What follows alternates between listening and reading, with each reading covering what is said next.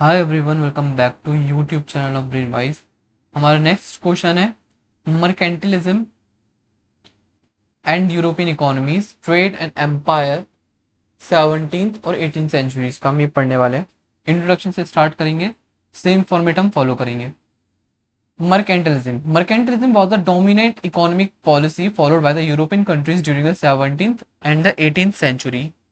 एक बहुत dominant economic policy थी मर्केंटिलिज्म, जो कि यूरोपियंस फॉलो करते थे ड्यूरिंग 17th और 18th सेंचुरी के दौरान।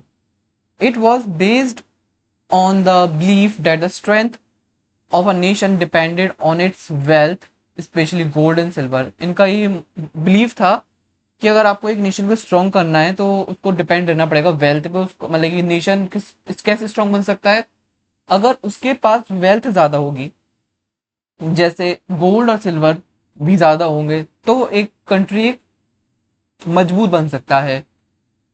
European ruler believed that a country should export more goods than it import in order to increase its wealth। European ruler ये मानते थे, उनका ये भरोसा था कि कंट्री को ज्यादा एक्सपोर्ट करना चाहिए बजाय ज्यादा इंपोर्ट के, इन ऑर्डर टू, अगर आपको अपनी वेल्थ बढ़ानी है तो। ये यूरोपियन रूलर्स का मानना था और ये होता भी है, सीधी सीधी बात। मर्केंटिलिज्म इंकरेज करता है एक्सपेंशन ऑफ ट्रेड के एक्सपेंशन को, establishment of colonies, growth of industries और strong state control over the economy. This system played an important role in the rise of European empire and the development of the world trade। ये एक system बहुत important role play करता है European empire को rise करने में और development करने में वर्ल्ड ट्रेड का। इसके अलावा अभी तक आपने इस वीडियो को लाइक नहीं किया है तो मेक श्योर लाइक कर दो, हाइप कर दो और शेयर कर दो, सब्सक्राइब कर दो, चैनल को ज्वाइन कर लो। जो आप कर सकते हो वो कर लो, क्योंकि जो मैं आप लोगों के लिए कर सकता हूँ वो मैं कर रहा हूँ। आप जो लोग मेरे लिए कर सकते हो वो लोग कर सकते हैं मेरे लिए। ठीक है, अगर मैं आपकी हेल्प कर रहा हूँ तो होता है ना, दोनों तरफ से वाइस वर्सा सर्विस मिलनी चाहिए, राइट। जैसे हमने अब नेक्स्ट सेमेस्टर में पढ़ोगे, अभी तो सेमेस्टर 4 में, नेक्स्ट टू नेक्स्ट सेमेस्टर पढ़ोगे 6 सेमेस्टर्स में। क्योंकि जो अभी तो आपने पढ़ाई होगा, खैर जो ब्रिटिशर्स थे, ड्रेन ऑफ वेल्थ में बेसिकली हम ये पढ़ते हैं, जो हम 6 सेमेस्टर में पढ़ेंगे यही रहता है। ड्रेन ऑफ वेल्थ में जो ब्रिटिशर्स थे वो इंडिया से पैसे ले रहे थे और सर्विस भी नहीं दे रहे थे, समझ रहे हो। तो मैं आपको वीडियोस भी दे रहा हूँ, मेरे को सर्विस भी नहीं मिल रही है, ठीक है, मेरे को कुछ रिवर्ट में भी नहीं मिल रहा है, फीडबैक के फॉर्म में भी कुछ नहीं मिल रहा है। तो आप ब्रिटिशर्स मत बोलो, तुम लोग इंडियंस ही रहो, ठीक है। Anyways, mercantilism was an economic system in which the state control करता है trade and economy. Colonies were used for economic benefit, exports were encouraged, imports were restricted. ये सब कुछ मर्केंटिलिज्म में होता है, ठीक है। इसका मेन आइडिया क्या था, मोर एक्सपोर्ट्स फ्योर इंपोर्ट्स, ज्यादा एक्सपोर्ट करना है कम इंपोर्ट करना है, ठीक है। एक्सपोर्ट इंपोर्ट तो पता होगा, एक्सपोर्ट यानी बाहर भेजना, इंपोर्ट यानी अंदर लेना, किसी सामान को, है ना, कंट्री के अंदर लेना।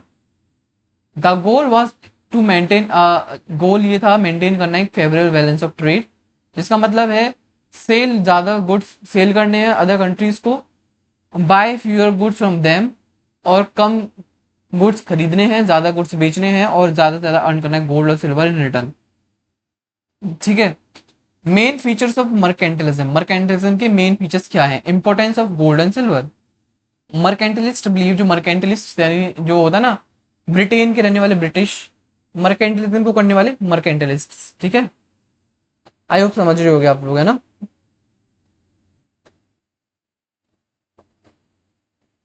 जैसे रिवॉल्यूशन को करने वाले कौन होते हैं, रिवॉल्यूशनरीज होते हैं, वैसे ही मर्केंटलिस्ट। आई होप आप समझ रहे होगे क्या मैं बोलना चाह रहा हूँ। अगर नहीं समझ रहे तो दोबारा वीडियो को चलाओ और दोबारा समझो क्या बोलना चाह रहा हूँ, प्रीवियस 10 सेकंड 20 सेकंड पीछे करो और समझ जाओगे आप। जैसे कि नेशनल थ्योरी को बढ़ाने वाले कौन होते हैं, नेशनलिस्ट, ठीक है। मार्क्सिज्म थ्योरी को बढ़ाने वाले कौन होते हैं, मार्क्सिस्ट। वैसे ही मर्केंटलिज्म को बढ़ाने वाले कौन होते हैं, मर्केंटलिस्ट। अब आप समझ गए होगे, मुझे नहीं पता अब। Nationalist wealth depend on bullions. Bullions basically होता है गोल्ड एंड सिल्वर। अगर आपके एग्जाम में गोल्ड एंड सिल्वर की जगह ब्यूलियंस लिखोगे, उसके ब्रैकेट में गोल्ड एंड सिल्वर लिखोगे, तो आपको +1 फायदे में रहोगे, मतलब प्लस मार्क्स में फायदे में रहोगे, ठीक है। A rich country could build a strong army and navy. एक रिच कंट्री, जो अमीर कंट्री होती है, अमीर देश होता है, अमीर नेशन होता है, वो एक स्ट्रॉन्ग आर्मी को और स्ट्रॉन्ग नेवी को खड़ा कर सकता है. Therefore, European states try to collect as much precious metal as possible. ये इसलिए जो यूरोपियन स्टेट थे ट्राई करते थे जितना वो कलेक्ट कर सके प्रीशियस मेटल उतना वो करते थे. Favourable balance of trade. Countries aim to increase export. देखो वही चीज बार बार रिपीट हो रही है अलग अलग हेडिंग्स के अंदर. एक्सपोर्ट को बढ़ाना चाहते थे, रिड्यूस करना चाहते थे इम्पोर्ट्स को. Government impose high tariff on foreign goods और रिस्ट्रिक्शन ऑफ इम्पोर्ट्स. ये कुछ गवर्नमेंट के स्टेप्स जो कि गवर्नमेंट ने लिए थे. ऑलराइट, वही चीज रिपीट हो रहा बार बार बार बार बार बार. This protected local industries. इसने लोकल इंडस्ट्रीज को प्रोटेक्ट करने में मदद करी. इसके अलावा state control over economy. The government played an active role. जो गवर्नमेंट होती है वो एक्टिव रोल प्ले करती है यहाँ पर इन ट्रेड इंडस्ट्री और कॉलोनीज में. स्टेट्स यानी स्टेट्स रेगुलेट करता है प्राइसेस, कंट्रोल करता है प्रोडक्शन और ग्रांट करता है मोनोपोलीज टू ट्रेडिंग कंपनीज. ठीक है, मोनोपोली यानी आपने हिस्ट्री ऑफ यूएसए में पढ़ा होगा, गिल्डेड एज में मोनोपोली चल रही थी. सिर्फ एक ही स्पेसिफिक इंसान चला सकता था एक बेसिकली एक इंडस्ट्री, या फिर मोनोपोली समझ सकते हो, एक इंसान की पॉलिसीज जो चल रही हैं. अब जस्ट ऐसा मान रहे हो है ना, यानी एक का राज चल रहा है मतलब इंडस्ट्री के उसमें ट्रेडिंग वगैरह में, है ना, और किसी का नहीं. आई होप समझ रहे होगे आप लोग. Importance of colonies. कॉलोनीज के क्या क्या इंपॉर्टेंस है. कॉलोनीज रॉ मटेरियल प्रोवाइड करते हैं, सप्लाई करते हैं और मैन्युफैक्चर गुड को यूरोप से खरीदते हैं. एग्जाम्पल्स ऑफ रॉ मटेरियल जैसे शुगर, कॉटन, टबाको, स्पाइसेस, ये सब कुछ ये रॉ मटेरियल की तरह लेते थे उनसे. Colonies were not allowed to develop their own industry. Colonies आपको पता होगा क्या होता है कॉलोनीज, मुझे हर चीज डिटेल में बताने की जरूरत नहीं है. ठीक है, वन शॉट है तो वन शॉट की तरह रहने देते हैं. कॉलोनीज बेसिकली वही होता है, क्या मैं डांटता भी बता भी देता हूँ. कॉलोनीज मतलब यही होता है कोई रिच कंट्री आकर एक रिच और पावरफुल कंट्री आके एक वीक और पुअर कंट्री पे अपना कंट्रोल करे, अपना राज करने लग जाए, और वो जो पुअर कंट्री है वो इसके अधीन में आ जाए, मतलब इसके अंडर में आ जाए, इसके कंट्रोल, इससे कंट्रोल हो. ठीक है, और वो कोई हमें कंट्रोल, जैसे इंडिया हमारी कॉलोनी बन गई थी ब्रिटिश के टाइम पे, है ना, हम रॉ मटेरियल्स उनको देते थे, कुछ हमें मिलता नहीं था फिर भी हम देते थे. ठीक है, वैसी कॉलोनीज को अलाउड नहीं था कि हम खुद की इंडस्ट्रीज खोल सकें. Development of navigation and navy. Development of navigation and navy. Stronger naval power necessary to protect trade routes, defend colonies और defeat rival powers. As a result European countries build powerful navies. इसके result में क्या हुआ, जो European countries ने उन्होंने build करी powerful navies. Alright. Rise of trade and European expansion. Trade में राइज देखने को मिला और यूरोपियन एक्सपेंशन भी देखने को मिल रहा था. Age of exploration had already open new trade routes in 15 to 16 century. By the 17th century में European countries competed with overseas trade. European countries आपस में लड़ रहे थे, जैसे हमने देखा, हमने नहीं देखा, मैं नहीं देखा, आप लोगों ने देखा. आप लोग अगर यूपीएससी की प्रिपरेशन करोगे तो आपने देखा होगा, अगर आप नेक्स्ट ईयर करोगे तो करेंगे ही, सारे बच्चे ही करेंगे. ठीक है, तो आप तब देखेंगे जो धीरे धीरे यूरोपियंस आ रहे थे इंडिया में, अराइवल्स हो रहा था यूरोपियंस का.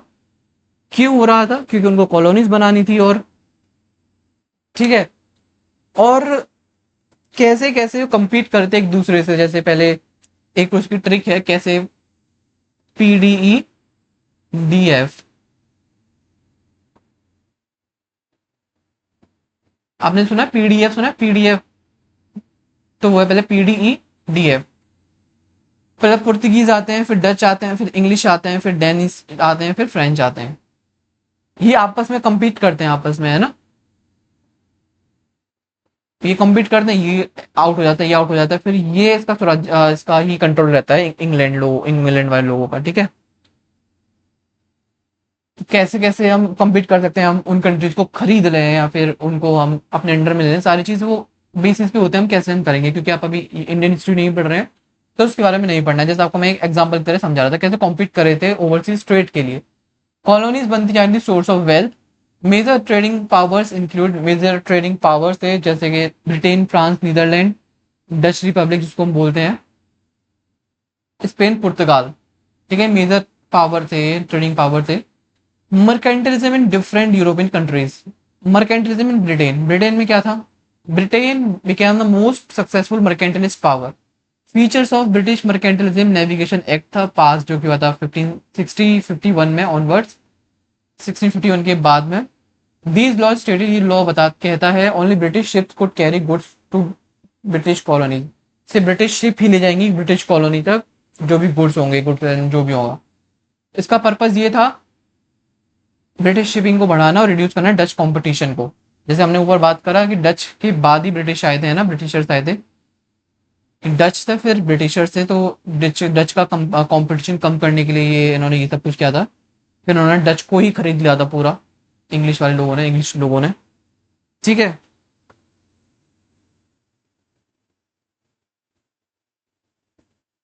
इसके बाद colonial expansion.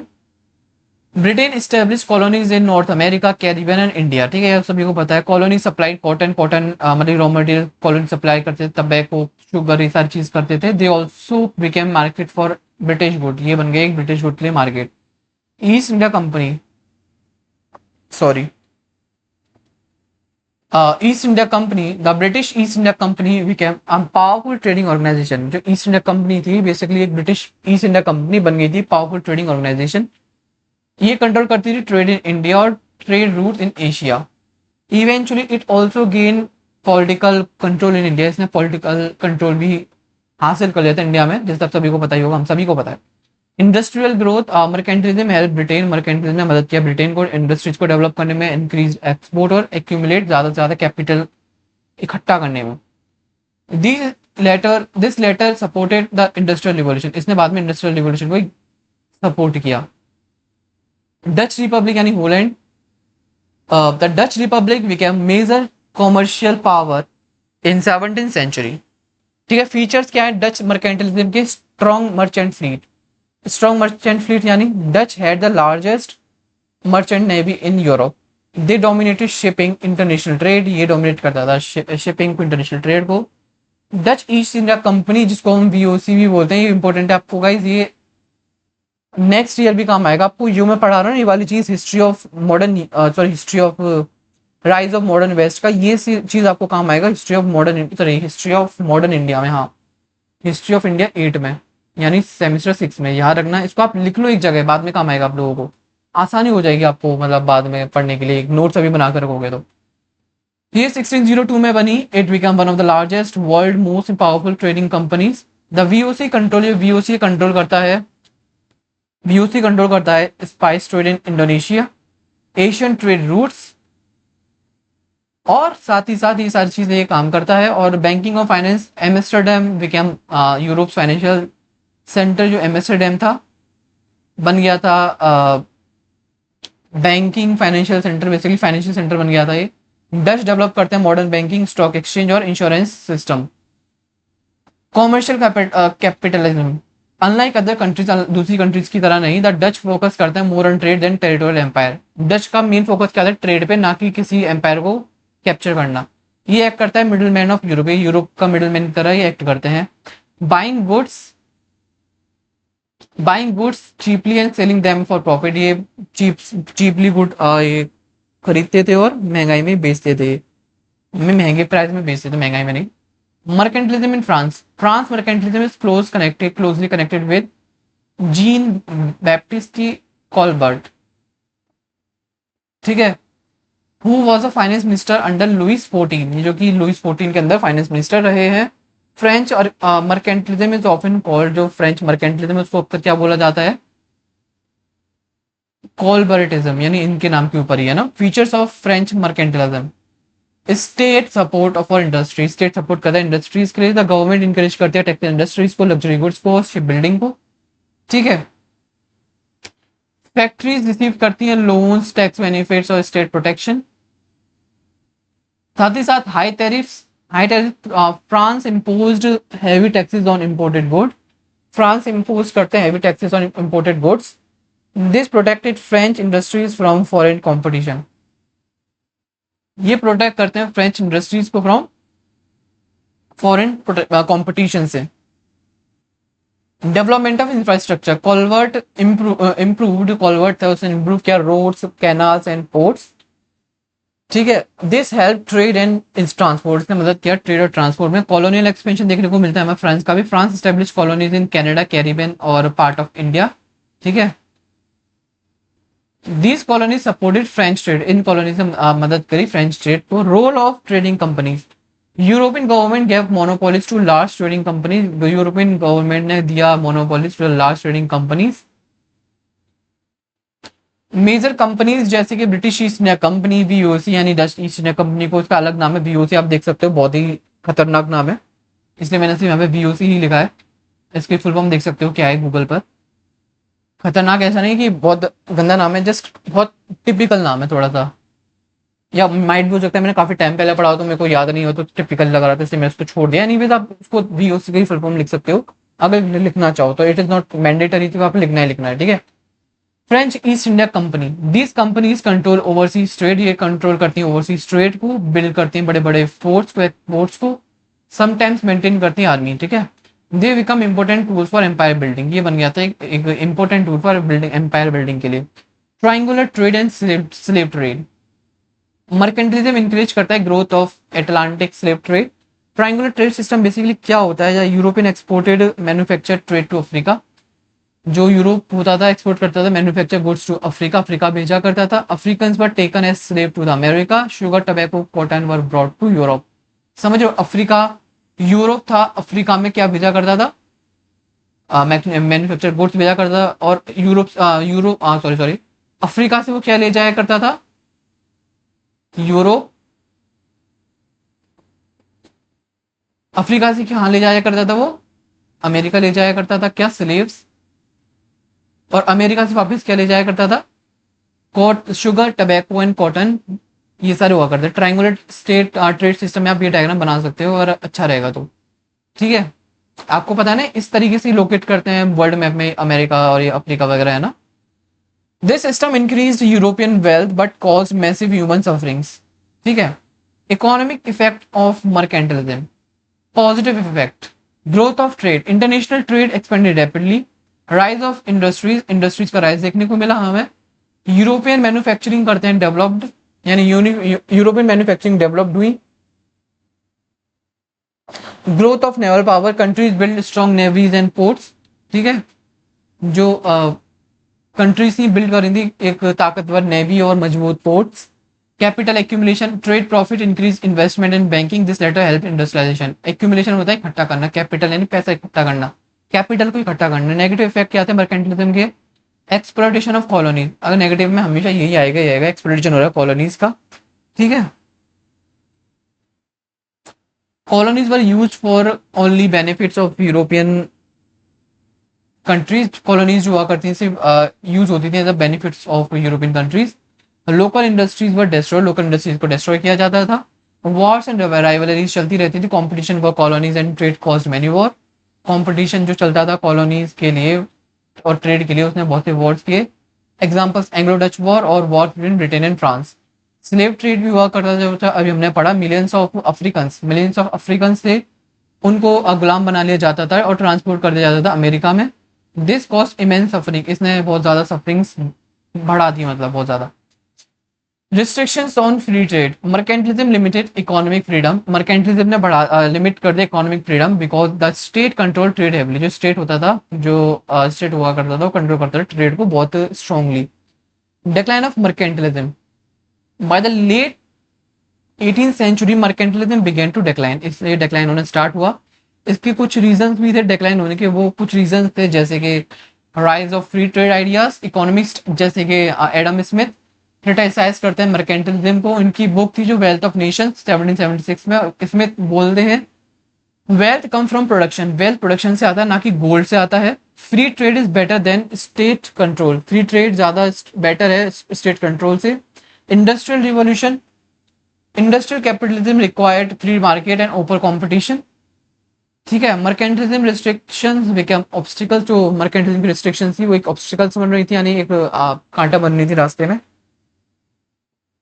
Colony resistance, colonies oppose mercantilism control, colonies ही अपोज करती थी मर्केंटिलिज्म कंट्रोल को, जैसे कि अमेरिकन रिवॉल्यूशन 1776 में हुआ था। American colonies protested against British trade restrictions, American colonies ने प्रोटेस्ट किया अगेंस्ट ब्रिटिश ट्रेड रिस्ट्रिक्शन जो लगाया करते थे। अब हिस्टोरियोग्राफीज पढ़ते हैं। ट्रेडिशनल व्यू बोलते हैं मर्केंट, ट्रेडिशनल व्यूज के अकॉर्डिंग मर्केंटलिज्म मदद करता है स्ट्रॉन्ग नेशन स्टेट को बढ़ाने में, बिल्ड करने में, इंक्रीज ट्रेड करता है, ट्रेड को इंक्रीज करता है, प्रमोट करता है इकोनॉमिक ग्रोथ। मार्क्सिस्ट हिस्टोरियंस जैसे कि हमारे एरिक हॉब्सबॉर्न है, एक सेकंड रुको, जो हमारे एरिक हॉब्सबॉर्न है वो बोलते हैं, अब आवाज आई गैस क्लियर आ रही होगी। एरिक हॉब्सबॉर्न बोलते हैं मर्केंटलिज्म मदद करता है राइज ऑफ कैपिटलिज्म के लिए, ठीक है। Colonial exploitation created a wealth for European bourgeoisie, ठीक है, बुर्जुआज के लिए एक वेल्थ का ये काम करता था। डिपेंडेंसी हिस्टोरियंस बेसिकली ये आर्ग्यू करते हैं European became rich by exploiting colonies, यानी डिपेंड रहा करते थे किस पे, कॉलोनीज पे डिपेंड हुआ करते थे कौन, यूरोपियंस, ठीक है। Colonies remain under developed because of mercantilism, जो कॉलोनीज हुआ करती थी वो अंडर डेवलप रहा करती थी क्योंकि मर्केंटलिज्म होता था, क्योंकि भैया वो यूरोप को देना है सारा पैसा, हम तो कुछ कर ही नहीं पा रहे, है ना, सारा पैसा यूरोप में जा रहा है। इसका कंक्लूजन देखिए, कंक्लूजन क्या, मर्केंटलिज्म था जो वो एक बहुत डोमिनेंट इकोनॉमिक सिस्टम था यूरोप के लिए ड्यूरिंग 17th-18th सेंचुरी। ये इंक्रीज करता है trade, colonial expansion, state control over the economy. Countries जैसे ब्रिटेन, होलैंड और फ्रांस यूज करते हैं मर्केंटलिस्ट पॉलिसीज को बिल्ड करने में, powerful empires and increase wealth. Although mercantilism strength करता है यूरोपियन इकोनॉमी को, प्रमोट करता है ग्लोबल ट्रेड, इट साथ ही कॉज करता है कॉलोनियल एक्सप्लॉयटेशन, वॉर और slavery. It plays an important role in the rise of capitalism and laid the foundation for the industrial revolution and modern global economy। ठीक है, next जो question होगा scientific revolution पे होगा। जो हमारा नेक्स्ट क्वेश्चन है वो है हमारा साइंटिफिक रिवॉल्यूशन, जो कि सिर्फ मेंबर्स के लिए आएगा। मेक श्योर आपने मेंबरशिप लिया हो। और हमें ये जो साइंटिफिक रिवॉल्यूशन है, एनलाइटनमेंट है, वो हमारा सिर्फ मेंबर्स के लिए ही आएगा। जैसे हमारा क्राइसिस वाला भी मेंबर्स के लिए आया था, सेम साइंटिफिक रिवॉल्यूशन भी हमारे मेंबर्स के लिए आएगा। Thank you so much for watching this video. Do like, comment, share and subscribe the YouTube channel. You can join the membership of the YouTube channel. It is not high. This is a very affordable price. It's 119 rupees only that any student can afford it. Thank you. Have a great day. Bye bye.